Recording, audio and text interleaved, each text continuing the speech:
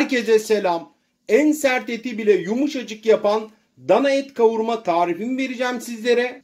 Bu tarifin özelliği ekstra bir su koymuyoruz, ekstra bir yağ da koymuyoruz.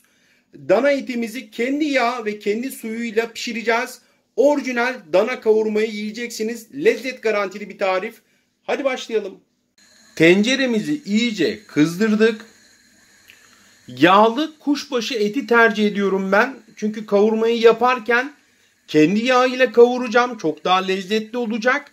Herhangi bir su da eklemeyeceğim. Bu yüzden et seçiminiz çok önemli. Etimizi tenceremize koyduk. Herhangi bir yerinde kırmızılık kalmayana kadar sürekli karıştırarak pişiriyoruz. Karıştırmayı kesinlikle bırakmıyoruz. Etimizi güzelce mühürleyeceğiz ki kavurmamız çok lezzetli olsun. Artık mühürleme işlemimiz tamamlandı.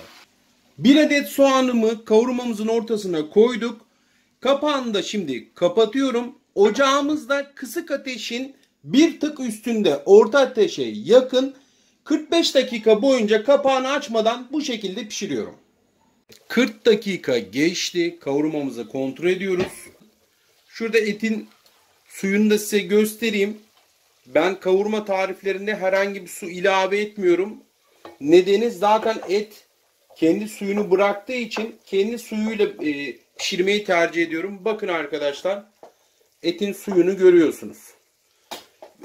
Güzel, lezzetli bir kavurma, dana et kavurma yapmak istiyorsanız mutlaka et kendi yağıyla ve kendi suyuyla pişsin. Sabırlı olun. Ek su ilave ettiğiniz zaman bu sefer etin tadının bozulduğunu ben düşünüyorum. Öyle sütmüş, onda bunda yumuşatıldığı zaman da etin tadının bozulduğunu düşünüyorum. Şimdi bu aşamada şöyle karıştırdım. Bir tatlı kaşığı tuz ilave edeceğim. Yaklaşık 45 dakikaya geldik. Şimdi şöyle bir karıştıracağım. Tuzu daha sonradan gördüğünüz gibi ilave ediyorum. İlk başta koyarsanız etiniz çünkü sertleşir. Şöyle güzelce bir karıştıralım. Bakın bu et daha suyunu çekecek. Bazen yorumlarda yazıyorlar bize mutlaka su koymuşsundur diye. Biz su ilave etmiyoruz çünkü et kendi suyunu çeksin istiyoruz. Kendi suyuyla pişsin istiyoruz. Kapağını kapattım. Bu su miktarı gidene kadar pişirmeye devam edeceğiz. 1 saat 50 dakika şu anda geçti.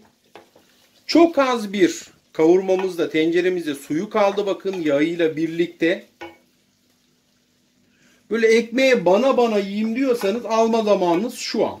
Şu an tam 1 saat 40 dakika geçti. Biz böyle biraz daha suyunu çekecek. Biraz daha suyunu çektikten sonra tam böyle o orijinal Türk mutfağının kavurma, dana et kavurma tarifine uygun istiyoruz çünkü. Biraz daha suyunu çektikten sonra artık alacağız. Dana et kavurmamız artık hazır. 1 saat 50 dakikada hazır oldu. Gerçekten yine efsane gözüküyor. Tarifi denediğiniz zaman ne kadar lezzetli olduğunu göreceksiniz. Tenceremizde bakın şu şekilde gösteriyorum. Gerçekten müthiş bir tariftir. Mutlaka denemenizi de öneriyorum. Beğenmediğim hiçbir tarifi sizlerle de paylaşmıyorum arkadaşlar. Beni takip etmeyi, videoyu beğenmeyi unutmayın. Ailemize katılın. Yeni tarifleri de kaçırmayın.